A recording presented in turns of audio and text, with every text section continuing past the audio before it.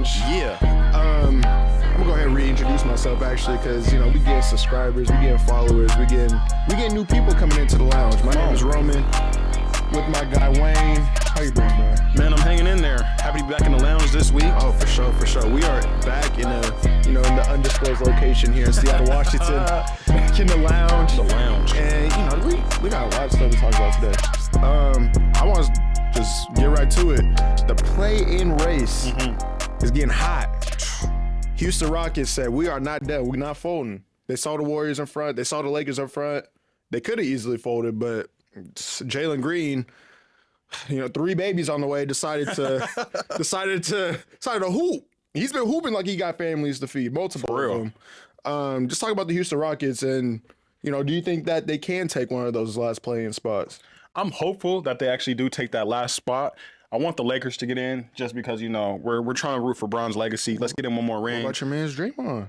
I'm cool off Dre right now, bro. Oh, man. We're going to get to that in a second. Oh, yeah, but for sure. Right now, I'm cool off of the Warriors. Okay. I'm just going to say that. I'm rooting for the Rockets. I'm glad Jalen Green's kind of picked it up a little bit. We've all kind of been questioning, is he going to take that next step? And all of a sudden, amidst the baby mama drama, the spotlight's on him. He steps up and he's averaging like 30 over his last couple games. Nah, he's hooping. He's hooping. They got vets around him now. Like, I even seen he got a little handshake with Jeff Green. Like, they got dudes. So it's just like, and Jeff Green let the hair go, bro. You seen that? That's crazy. That was insane. It's nasty work. But Amon Thompson. They got Fred VanVleet. They got pieces out there. It's sad Sengun's out. He definitely be like a piece right now to like help carry them into the play-in. But I'm really hopeful that they get that 10th spot and make the play-in because I feel like they deserved it this year. And the Warriors, I don't think they played a good enough basketball. Like, we're so accustomed to them being like a championship contender. And right now, Steph Curry is literally just pulling them into the play-in. And yeah, it looked like he was crying last night. I don't know. He ended up carrying to a dub. But yeah, no, I'm loving the way that the Rockets are playing right now. Amon Thompson, I'm kind of familiar with him just because, Portland had one of those top picks last year and he was in contention for that third spot. Ended up taking Scoop, but he put up 25 and 15 last night. Hooping. Crazy. I'm like, he's probably the best, if not one of the best rebounding guards in the league already as a rookie.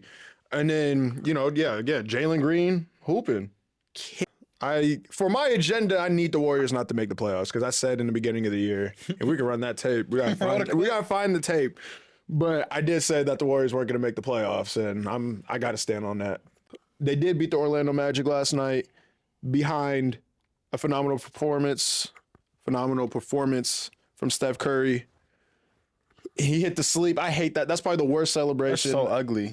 That's just so ugly. Especially coming from him. I don't know. I don't know. I'm a real hater of Steph Curry sometimes. That irks me. But he could have, bro, like, you're the greatest three-point shooter of all time. He could have something way more iconic, bro. Like, this is very basic. That's basic. He's not the first. I feel like he's not the first one to do that ever, and he won't be the last. Like, come up with your Melo, at least the 3 to the dome. You know what I'm saying? That was something different. It felt different. Jamal Murray, I don't know if he's the first one to fire the arrows, but the first person I seen was Wesley Matthews. Okay, Wesley Matthews in Portland. He used to fire the arrows all the time. Yeah, be more creative, Steph. Put him to sleep is just so basic to me. I hate that too. Yeah, I'm glad you said that. Yeah, no, I hate that celebration, but got to give credit where credit is due. He did carry that team after Draymond, 4 minutes into the game, decides that he didn't want to hoop that day. Literally, I feel like that was on purpose, honestly. Why else are you wolfing at the ref 4 minutes inside the game, bro? Like, nothing really happened during the play, too. I watched the whole thing. Did he get shoved a little bit? It's a physical game. Maybe he got shoved a little bit. We're starting to see a trend with the refs not calling as much ticky-tacky fouls right now, and I love that.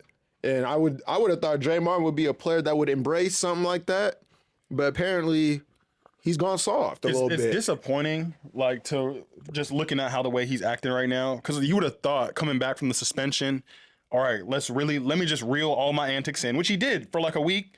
Like, although he still be getting in some dust ups every now and then, and like the camera's on him every time he gets a little dust up.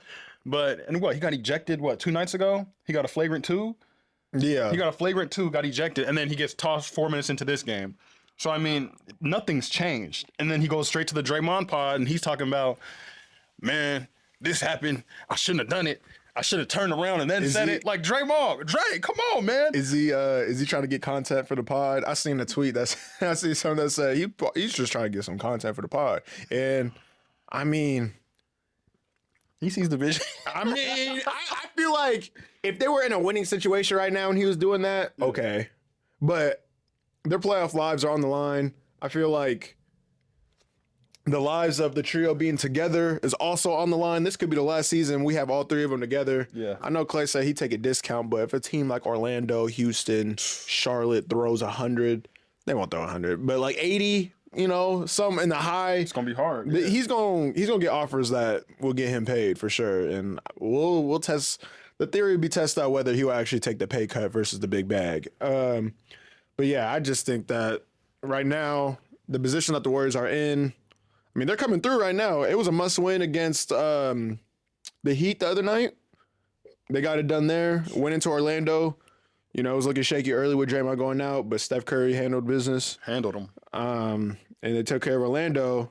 And now we're looking at that race, and it's going to be very interesting. I do want to see the Rockets get in there, but at the same time, it's tough because they're going to be going in not fully strength, and you know, that might be an easy out. That might be easy for the Lakers. But and speaking of the Lakers, they played the Bucks the other night. No LeBron, but no problem. Austin Reeves is out there killing. D-Lo, ice in the veins. AD's a monster on the block. Man, are they the most unpredictable team in the NBA right now? Yes. 100,000% yes. And I wouldn't even say unpredictable. Once they get in the play-in and you see this team, you don't want to see this team in the playoffs. That's what I'm saying. Okay. So once they get in the play-in, boom, we're good. We're into the playoffs now. Hopefully they match up with the Nuggets early. Just get it out the way. That's the one roadblock in the West that's holding the Lakers back from a finals appearance.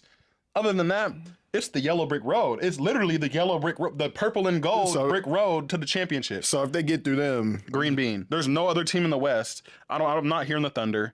I'm not hearing the Kings. I'm not hearing anybody you can come up with. The Clippers. Really? I'm not hearing none of that. I'm betting on Bron and AD against all those teams. The Kings? Yes, 100%. The Kings they own the Lakers right now. They do. But in the playoff series, it's hard for me to bet against LeBron James. And the only team I've seen to confidently defeat them is the Nuggets. And so if they spin that back, they got to get the Nuggets out of there. But it has to happen early. Because if they see them in the Western Conference Finals again, Bron and AD are gonna be tired. Yeah, they tired again. I mean, it's just I do think that they're just so unpredictable because you don't know what you're gonna get each and every night. We've seen extreme highs and extreme lows, and down in the playoffs, they can't afford to have those type of swings. They need to be consistently on these other teams' neck, and for real.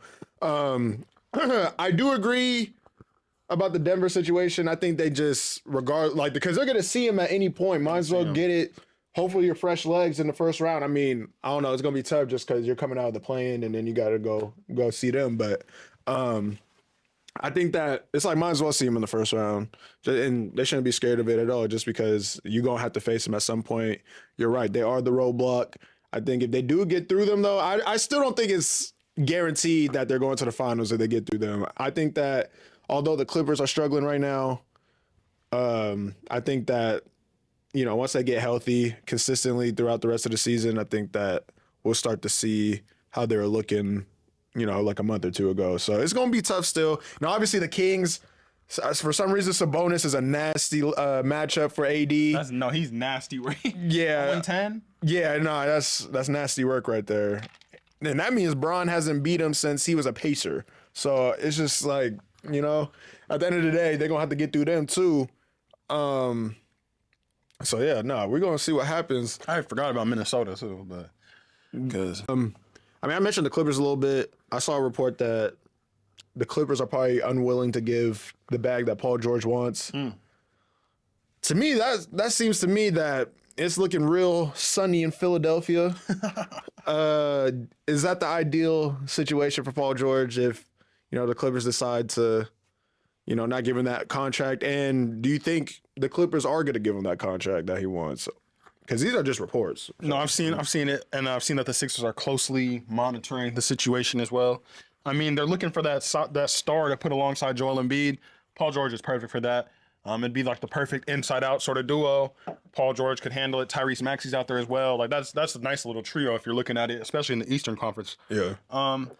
I think the Clippers should try and give him that money, though. I still feel like this Clippers, I mean, it depends on this year. It really depends on this year, how far they're able to get this year. How far do they need to go? They need to get to the finals. Feel good about it. They have to get to the finals, I feel like. Western Conference or finals. But I even feel like if they make it to the Western Conference finals and lose to, like, I don't know, whoever, it's not enough at this point because this team's been together for so long and we've expected a championship out of this team or a finals appearance out of this team for so long. And that's why I think they're going to show up because I think that James Harden's, I want to say his NBA career is on the line, but kind of. I mean, he's been forcing his way out, 2 times in a row now? 3, really. I mean, if you count Houston, because the way he left Houston was nasty. Nasty. I mean, even though he was there, he loves Houston. Like, just the way he handled it was nasty. So now he comes into this Clipper situation. I feel like if it doesn't work out there, who else is going to want him? And I feel like that's the only team that's going to give him a bag. So I feel like he got something to prove. Paul George, they're not talking about extension right now. You better go hoop. You better be healthy. Kawhi, he got his bag, but, you know, anytime he feels discomfort, he don't want to play. You don't want to hoop. Him and OG and Anunoby. Same.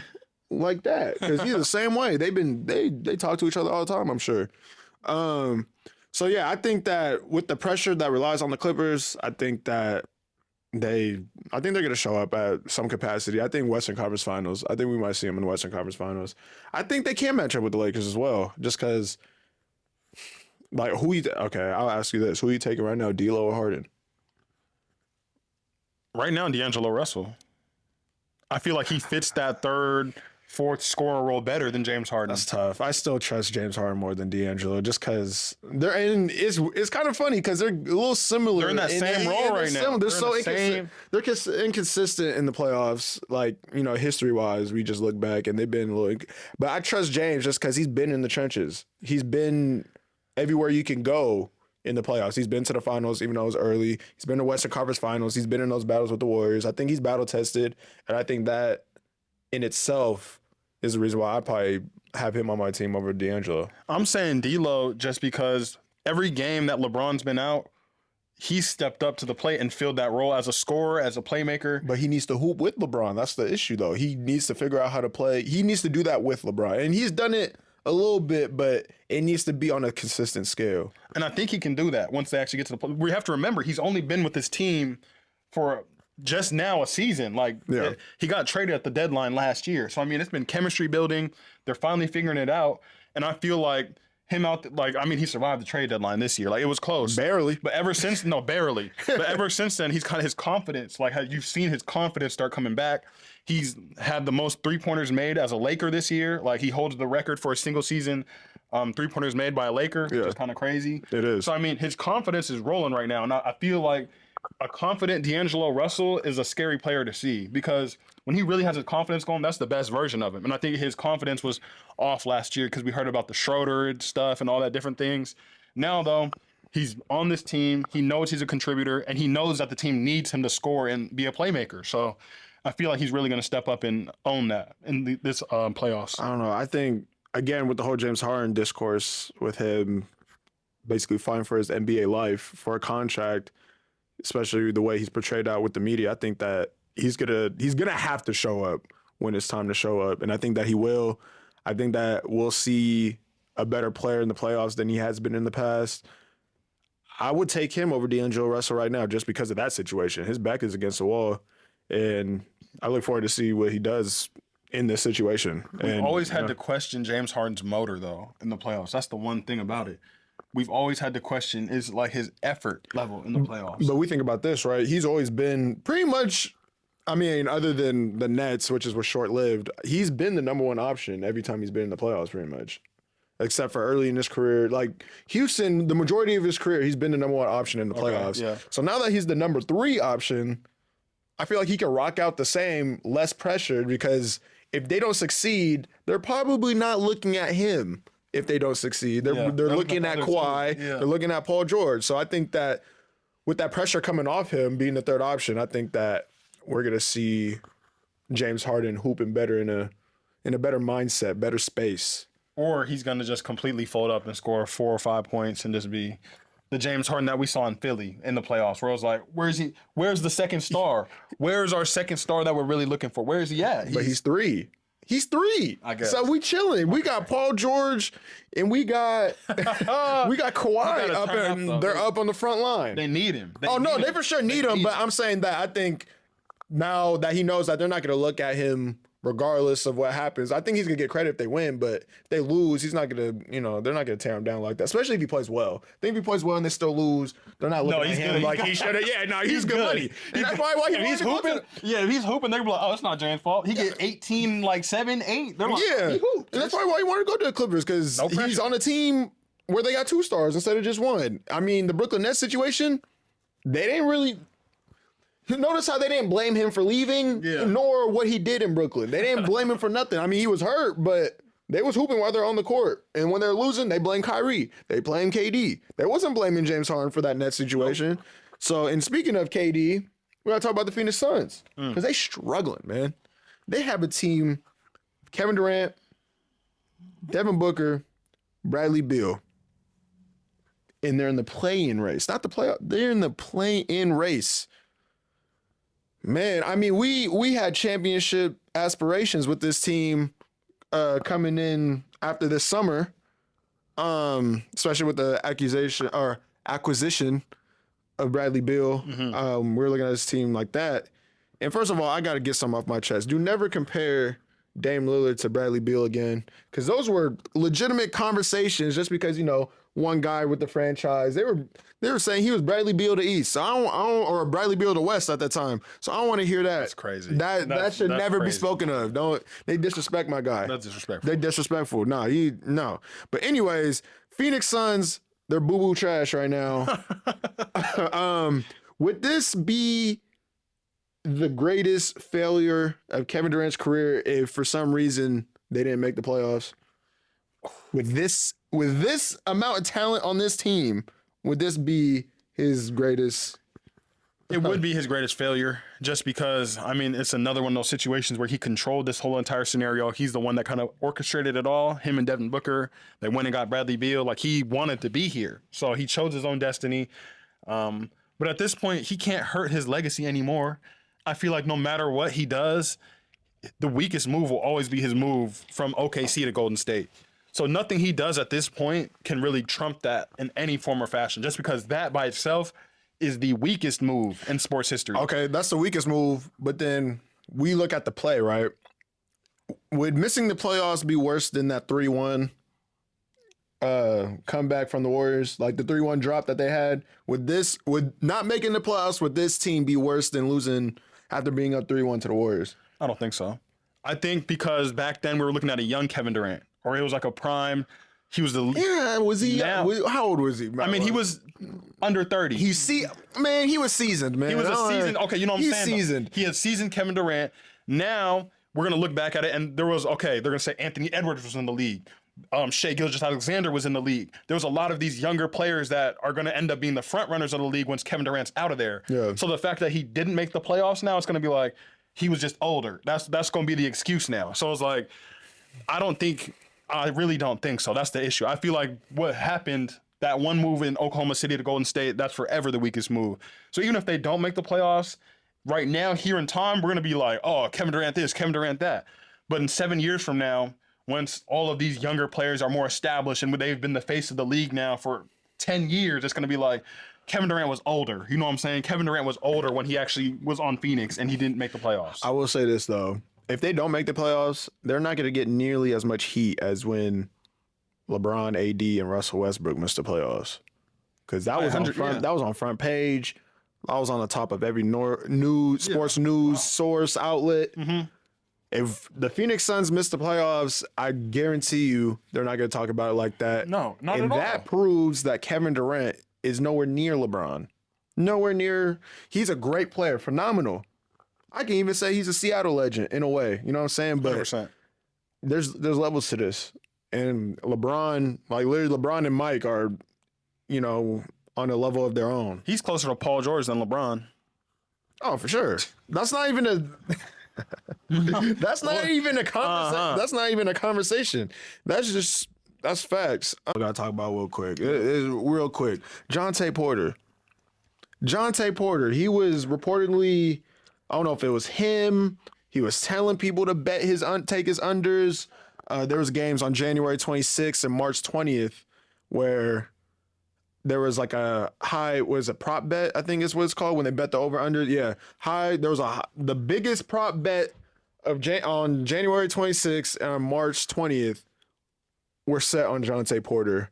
And if you don't know Jontay Porter, I understand. You probably know him as Michael Porter Jr.'s brother more than him being an NBA player, because I kind of forgot he was in the NBA. But what is going on? What I mean? How do you think betting has affected the NBA? Like, let's talk about it. I think betting just in general has affected the entire sports landscape I think for the fans, a positive aspect, but then the players negatively. And I feel like it's your ladder guys, your bench players that are really getting caught up into it, like with all the betting and stuff. Like Jontay Porter, you're a backup big man, and he's betting the under on himself. Like go bro. Hoop, like selling games and stuff. We see dudes in the NFL, it's like the fourth cornerback, like on the roster, doing whatever, like betting the under on himself. Yeah. Calvin Ridley's not even playing. He's betting, it's changed the landscape of sports. Yeah. I mean, they're obviously just trying to make some bread. You can't hate a player for trying to make a little bit of coin, but at the same time, that's ridiculous. Like, know your limitations. Do it in a competitive manner. Like, bet the over, if anything. Like, go hoop. Go hoop. Like you said, go hoop. It's disappointing, though, the fact that, I mean, for the fans, like, they're paying hard-earned money, and he's out there he's cheating. Literally, he's cheating. He's out there cheating. There's no better way to put it. So he's throwing games. When he was mad when he hit the three, that's crazy. Like, he's exposed. Michael Porter also said something today because they asked him about it. He was basically like, I know my brother my whole life. He loves the game. He would never jeopardize this opportunity, but it looks very much so that he did. That's what he said? Yeah, that's what Michael Porter Jr. said. I think it was either today, maybe yesterday, but I seen it recently. He was like, I know my brother my whole life. I don't think he'd do this, basically. He loves the game. But I don't know. I will say, from experience of betting on games, I was betting on Summer League games. It was stupid. But it made me more hype watching those games. I mean, I was just betting a little 20 ball, so I wasn't nothing too much on the line. Like, if I lose the 20, it's good. It's green, but just it had me cheering for a random Toronto Raptor versus Detroit Pistons game in with Las the Summer Vegas. League players, I think. Right. Like, I don't even, that's the worst thing to bet on in Summer League games. You don't know who's on what team. Like, it's ridiculous. So I don't know. That's for the fan experience. The fan experience is phenomenal because it gets you invested. Obviously, like, and it's not straight betting, but like fantasy leagues, right? We got most likely if you're in a fantasy league, you got money on the line. Mm-hmm. It makes you way more invested into these players outside of your own teams that you're a fan of, right? Literally, yeah. Like, it got you. Like, come on, bootlegging games. It got you. Right, like I'm cheering for Komet from the Chicago Bears on a random Sunday. Like, literally, I'm catches. Looking, I got NFL Red Zone just because I'm watching for my fantasy team. That's the only reason why I got it. You know, I'm sure people who bet on these NBA games got league pass just to be watching all these games. So, and that's the thing, the betting, it can go to like anything. You could bet on the whole game. You could bet on a single player. You could bet on the tip off, the coin toss. Who scores the first point? Anything. Literally anything about the game. And that's what makes it such a problem, bro. I feel like people get so invested in like the different little avenues of it, and it's become pretty toxic. It's become nasty. Like, I know a lot of people, some people are actually like going through it, like the gambling thing, just because it's so prevalent and easy that you can do it from your phone. Like, yeah, it's crazy. Yeah, no. And speaking of going through it, Joel Embiid has been going through it, with his injury. Recent reports saying that he's ramping up, trying to make a April return, but honestly, to me, I don't think he should come back. Where they sitting on the? You can check that real quick.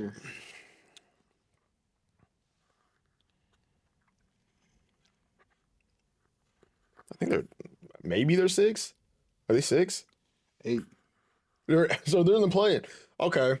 They're gonna make the play-in. So the Philadelphia 76ers are currently in the play-in. Because look, The Nets have 28 wins. They got 39. So no, they got beat in the play-in, but they were as high as like 4 or 5, right?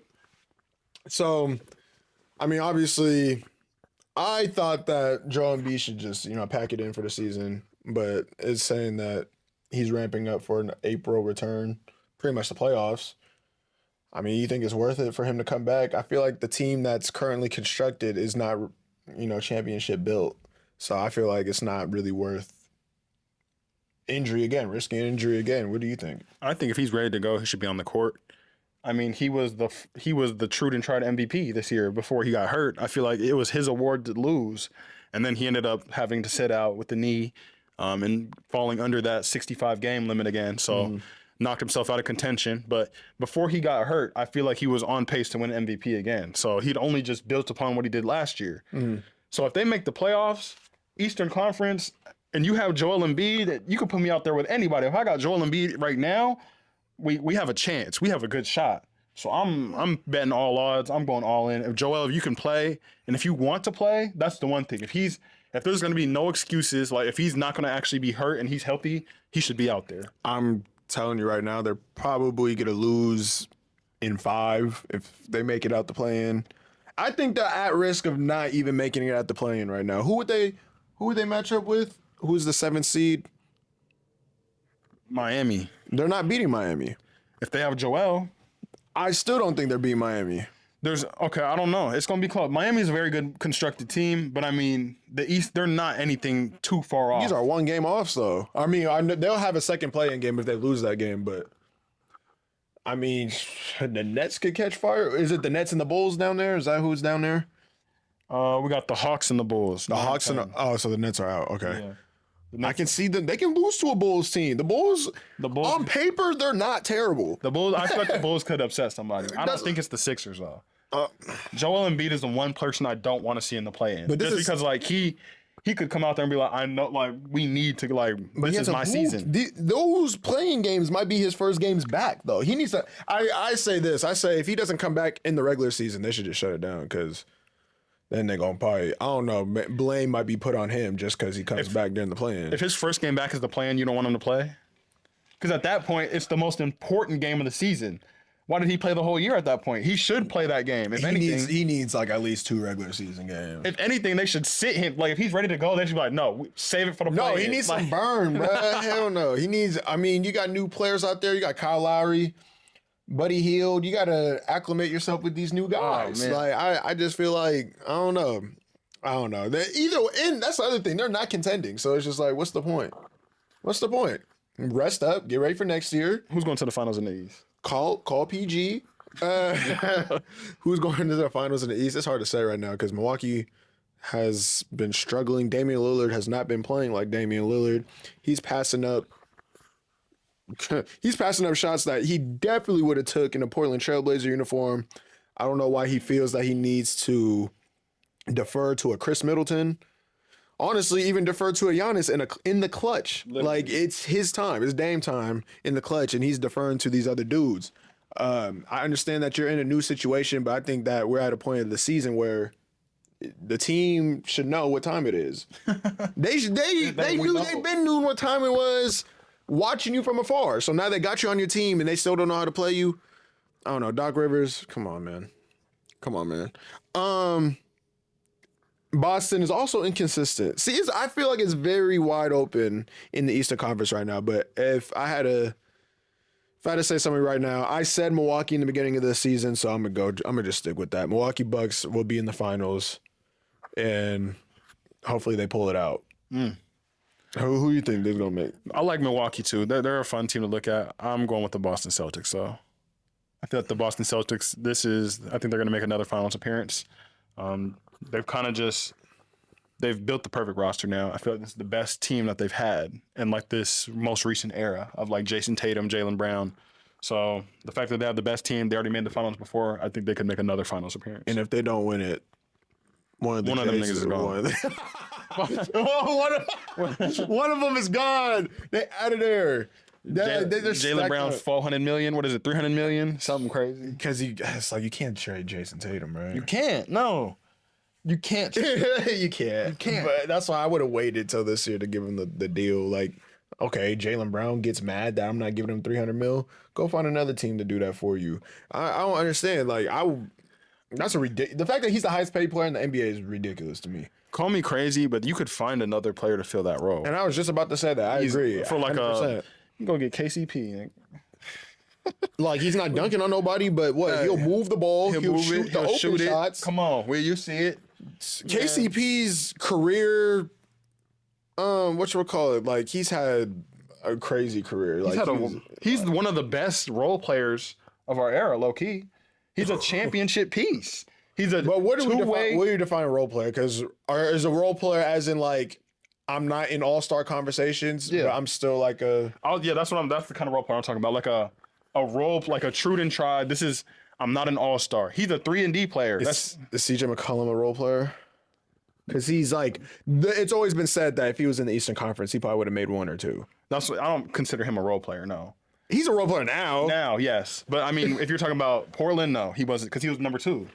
I don't feel like that's a role player. I see as like a 3 and down, maybe even 4. Like you're almost just like a shooter. You're a big man, like you're a Zubac. I don't know. There's no all-stars out in Denver outside of. So okay, Jamal Murray's not a role player though. That's what, like, but he's not. He's in that CJ McCollum realm. Then. That's what I'm saying. He's not a role player though. He won't ever make an all-star game. Yeah. Ooh. He won't. If he hasn't done it, if he hasn't done it now, he's not doing. Like he's almost 30. I'm assuming. Okay. He's not. I don't think he's ever gonna make. Maybe 1. They might get a nod. Bro, they might give him. You know, they gift wrapped Mike Conley, an all-star appearance. Like he was a replacement, bro. He's a replacement for sure. That's what I'm saying. Curry's almost up out of here. That's one spot. I mean, say one of these other dudes gets hurt, he's gonna be the next man up as long as he stay healthy. Because that's the one thing that held him back early was his injuries. Is he better than Jalen Green right now today? Yes. No, I'm taking Jalen over Jamal Murray. I'm taking Jalen Green right now. I trust Jamal Murray. Well, I mean, I guess, but like Jalen Green could just be on a heater right now. If he's on a heater going into next year, he might make the All-Star team with Curry still in the league, with all these dudes still in the league, bro. Like Jalen Green's just like he's like this is the one time. They're like, remember Jalen Green's baby mama, like when mama tear. When does playing whatchamacallit? When does Player of the Week come out? He definitely should be, or Player of the Month, bro. If they make the playoffs, he might be Player of the Month. Might be crazy. No, because he's been hooping. Like, and that 3 babies thing. God damn it. That had to be clickbait. There's no way. So? He got 3. 3 children? At 22? I thought 1 was, that's there. Who would you build around right now? Okay. De'Aaron Fox or Devin Booker?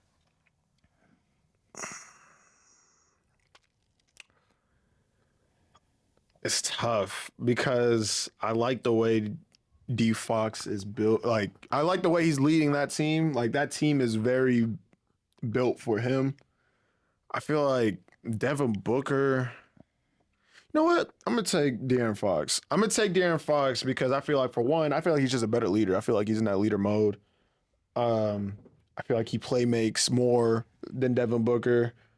I just feel, and to be honest, I don't think Devin Booker, is he better scorer? Probably, but honestly, to lead my team, I probably De'Aaron Fox. I build around him because I know he's gonna be unselfish. He's gonna make the right plays. He's fast. He's gonna be in the passing lanes. He's not a slouch on defense. Give me De'Aaron Fox over Devin Booker. And honestly, looking at this year, just the way things are going right now with their teams, the way that it's being played out right now, I might just take him on my team right now. Like, just I got De'Aaron Fox over Devin Booker right now, and De'Aaron Fox, the fact that he wasn't an All-Star is ridiculous. It's crazy because they're doing so well. Him and Sabonis weren't All-Stars. One of them should have made it, but they're both All-Star caliber players. They don't need that validation, but it would have been nice to they get recognition for that. But give me De'Aaron Fox over Devin Booker. I'm gonna have to disagree with you, brother. I'm going Devin Booker. I'm going with the player that's led their team to the finals with an incompetent lost. Okay, but they went. Lost. The fact that they went there, they beat the Lakers. Lost. The fact that they've been though, that's what I'm saying. You said beat the Lakers? Yes, the Lakers are buns though. That's okay, not but hard. they climbed through the West. That was not an easy journey. They made it through the West. We could get a team right now. Me, you, Stop it. some dudes from. They made it through the West. We could go get some dudes from Seattle right now. If they would have won the finals, Devin Booker is undoubtedly Finals MVP. He's the best player on the team. But he's the best player on the team, and he led his team to the finals. Look, Chris Paul was his two. Okay, Chris Paul, oldest the fossil. Hold on. So Chris Fossil. I said this in the beginning of the season. You can tell me if I'm wrong, but I said Devin Booker needs to be the best player on this team, on this Phoenix Suns team, in order for them to go far. He has not been the best player on this Phoenix Suns team. Phoenix sucks. The Phoenix Suns team. And look what's happening. Kevin Durant's their best player at 36. And look what's happening. And they're in the play-in. He hasn't stepped up and to take that, that throne. It should have been Kevin Durant's coming to my team. That's how you should have been playing. Kevin Durant's coming to my team. He's not coming here and taking over. But that's what it's looking like right now. This is KD's team right now, and we're seeing, the outcome of a KD-led team right now.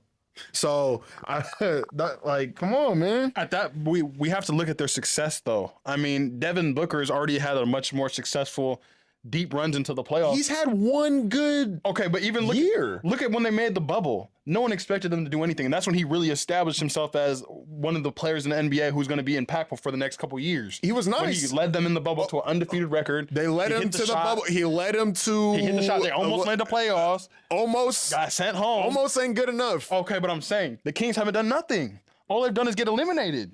They went to 7 games with and then got eliminated. A Warriors team coming up a championship. I don't know. De'Aaron Fox got hurt. He broke his left hand, he broke his left finger. One of them. That's a fact. That's shooting right there. I'm just saying they haven't. If that team is that good, yes, you took the Warriors to 7. Why aren't you in the finals then? You should have beat the Warriors, bro. De'Aaron Fox is playing with fucking Harrison Barnes, dude. Harrison Barnes, if you go back and watch that film throughout the whole playoffs, Harrison Barnes was ass for that Kings team. You put anybody else in that spot, that's why he's replaceable. That's why the Warriors replaced him and go get KD, because he was ass. So who's a better on-ball defender, Booker or Fox? Fox. Fox is trapping up. No, Booker's not clamping up? No. You're crazy. He can't guard me. He can't guard me. You're crazy. He can't guard me. No, you're crazy. He can't guard Booker's me. two-way. He's a two-way player. Two-way what? Easy. He's two-way player. No. Yes. Hell no. Wherever you get your pods, we're on there. We got great content on the way. You working on the guests? We're working on guests. Saying that every episode. Go follow us on Instagram too. Go follow us on Instagram. We respond to all the comments. Love, hate. Shit, we respond. Hey, sometimes we don't got time, but we'll make time. We'll make time. We in there, and yeah, man, we out. Press the button. 20. Press the button. Press the subscribe button, yo. Trying to get monetized. We need to eat. We got families to feed, dog. Bronny James. Some Jalen Green stuff. Bronny James, one of the GOATs. Let's get it, man.